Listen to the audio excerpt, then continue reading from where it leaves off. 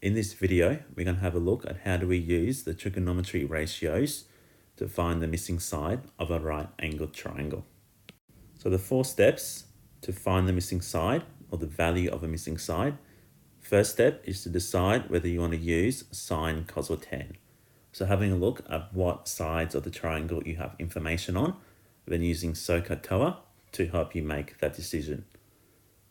The second step, once you've decided whether you're using sine, cos or tan, is to write the formula. The third step is going to be to substitute in the known values into the formula you have decided to use. And the last step is to rearrange the formula once you've substituted the values to find the missing value, which is going to be the value of your missing side. So let's have a look at some examples. So I want to find the missing side P in the right angle triangle shown. So the first step is to have a look at what information do I know. And I know my specified angle is 5 degrees. I know that I've got the opposite side to that specified angle, and I have also got the adjacent side to the specified angle. So when I've got the opposite side and the adjacent side, then I know I need to use tan as my trigonometry ratio. So the first step is to write the formula for tan. So tan of an angle is going to equal opposite over adjacent. So the next step is then to go and substitute in my known values. And I know that my opposite side is equal to 120 meters. My adjacent side is unknown, but it has been labeled P. And my specified angle is 5. So tan of 5 degrees is equal to 120 over P. So the next step, or the last step, is to rearrange that equation to find the value of P. So this time, to find the value of P, I need to complete 2 steps.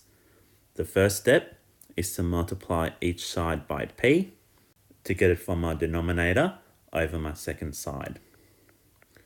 So that's going to equal P times tan of 5 is going to equal 120. So now that I have got P out of my denominator, I need to get it by itself.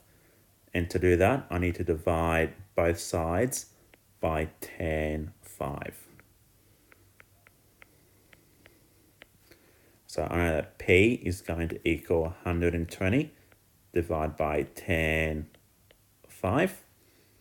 And using my calculator, P is going to equal 1,371.61 meters. So my missing value of P is equal to 1,371.61 meters. So let's have a look at a second example. So in the second example, I want to find the value of B. So to do that, my first step is to decide whether I want to use sine, cos or tan. So having a look at the information that we have been provided, I know the specified angle is 32. In relation to that angle, I know that I've been provided with the adjacent side, which is equal to 32, and then the hypotenuse side, which is my unknown side. So when I've got adjacent and hypotenuse side, I know that I want to use cos as my trigonometry ratio. So the first step is going to be write the formula for cos. So cos of an angle is equal to adjacent over hypotenuse. The next step is to go in and rewrite that formula, this time with my substituted values. So I know that my angle is 32. I know my adjacent side is 32 meters and my missing side is B.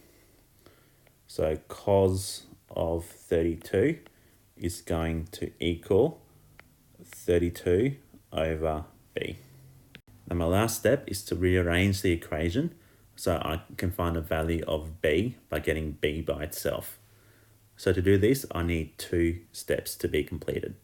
The first step, to get B out of my denominator, is multiply both sides by B. So So b times cos 32 is going to equal 32.